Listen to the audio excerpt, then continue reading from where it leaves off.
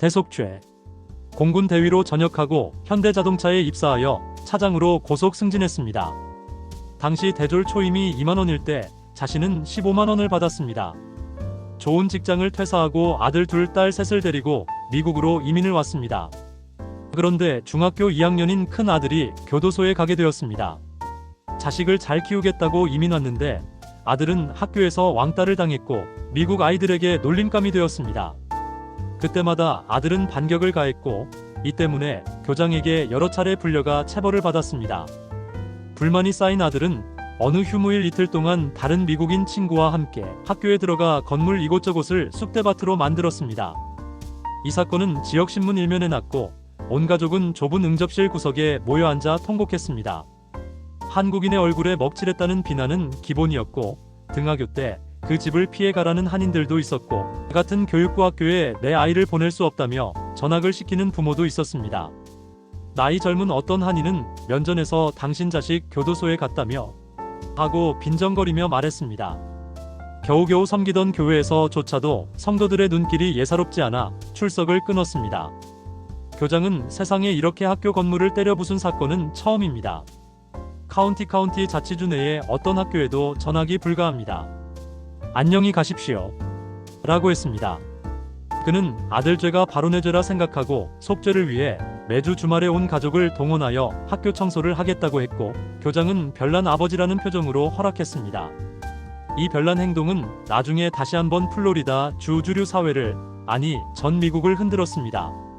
교도소에 간 중이 아들의 속죄를 위해 부부가 유치원과 초등학교에 다니는 내 아이와 함께 주말마다 학교에 나와 청소하는 장면을 운동장을 청소하는 광경을 AP통신 기자가 가족의 명예와 아들을 위해 부모는 모른 채 하지 않았다 는 제하의 기사를 보도했습니다.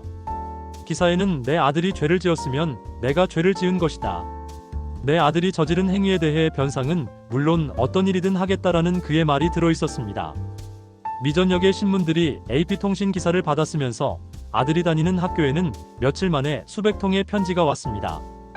변호사비로 쓰라며 5불, 10불짜리 수표와 현찰을 동봉하기도 했습니다. 미국의 신문들은 아버지의 아들 죄가 바로 내 죄라는 고백을 들어 미국인 부모들도 본받아야 한다. 미국 교육계도 유교적 가족관계에서 이뤄지는 독특한 교육 철학을 배워야 한다. 라는 논지의 기사와 논평을 내보냈습니다. 며칠 후에 반가운 소식이 가족에게 전달됐습니다. 법정에서 아들을 방면한다는 소식이었습니다. 교육청에서는 다니던 학교로는 되돌아갈 수 없지만 멀리 떨어진 다른 학교에는 갈 수 있다는 서한도 보내왔습니다. 그 후 말썽꾼 아들은 변하여 센트럴 플로리다 대학교의 CF 학사와 플로리다 텍 FIT 석사 학위를 받은 후 미 우주항공국의 NASA 산하방산업체에 근무하며 고위 우주선 탑재 전문가가 되었습니다. 우주선을 쏘아 올릴 때 수십 명이 달라붙어 점검하는데 그 가운데 최고참으로 일하고 있습니다.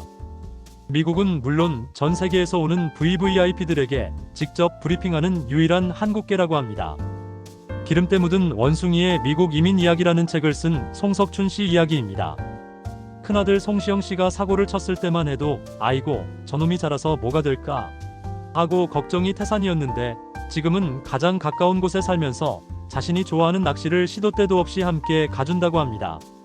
선트러스트 은행 부사장으로 일하고 있는 큰딸도 명절 때마다 제법 큰용돈을 보내주고 있답니다. 한 아버지의 대속으로 사고뭉치 아들이 새로운 삶을 살게 되었고 자녀들 모두 스스로 제자리를 찾아 우뚝 일어선 아름다운 가정사입니다. 세상은 누군가를 위해 대속해주지 않습니다. 그러나 아버지는 사랑하는 아들을 위해 대속할 수 있습니다. 내 몸처럼 사랑하기 때문입니다. 만약 당신이 아이의 부모라면 어떻게 대처했을까를 생각해보는 하루길 되시고 오늘도 차운 날씨 속에 건강무탈 하시옵길 기도하고 응원합니다.